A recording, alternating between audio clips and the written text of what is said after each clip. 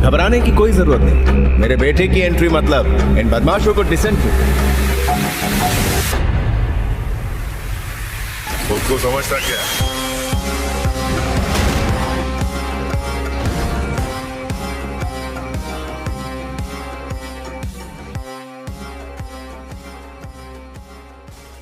कैसे बचेगा पुष्पा? क्या सभी देंगे पुष्पा को धोखा?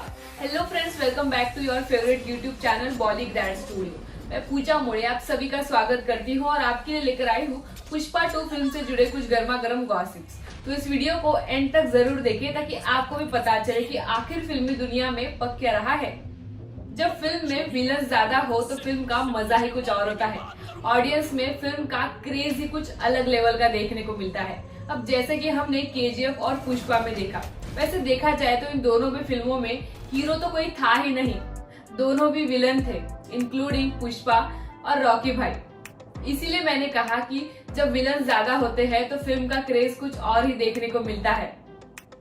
जैसा कि हमें पता है कि आने वाले सीक्वल में शेखावत एक बहुत अहम किरदार निभाने वाला है, क्योंकि शेखावत की बहुत बेइज्जती की थी पुष्पा ने पुष्पा द राइज में। तो आने वाले सीक्वल में जाहिर सी बात है कि शेखावत पुष्पा से बदला लेता दिखाई देगा। अब देखा जाए तो शेखावत के पास सिर्फ क्रिमिनल का दिमाग नहीं बल्कि गवर्नमेंट की पावर भी है, जिसकी मदद से पुष्पा को वो बहुत ही भयंकर जाल में फंसा सकता है।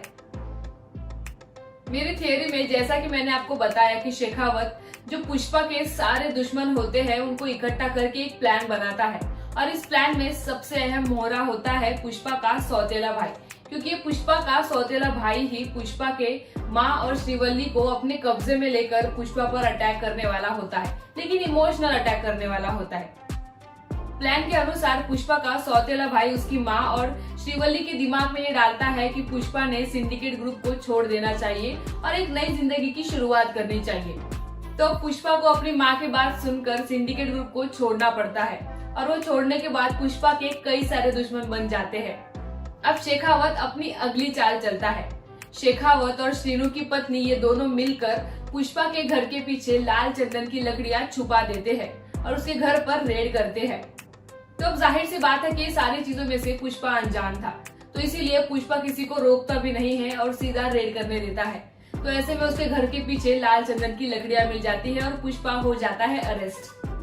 पुष्पा के खिलाफ कई सारे गवाह मिलते हैं जो कि शेखावत ने कहीं न कहीं से लाए होते हैं, और उसमें का एक गवाह होता है पुष्पा का सौतेला भाई। पुष्पा का सौतेला भाई झूठी मूठी तो गवाही दे देता है, लेकिन उसे ये नहीं पता होता कि इन सब से पुष्पा वाकिफ है। बल्कि खेल तो शेखावत या फिर ये लोग नहीं, बल्कि खेल पुष्पा खेल रहा है इन लोगों के साथ। तो क्या पुष्पा उसकी सारी मेहनत पर पानी फेर देगा? क्या पुष्पा सच में सिंडिकेट ग्रुप को छोड़ देता है उसकी माँ के कहने पर? बिल्कुल नहीं। और इसके आगे क्या होने वाला है ये मैं आपको मेरे अगले वीडियो में जरूर बताऊंगी। तो मुझे जरूर बताइए कि आपको मेरी थियरी कैसे लगी।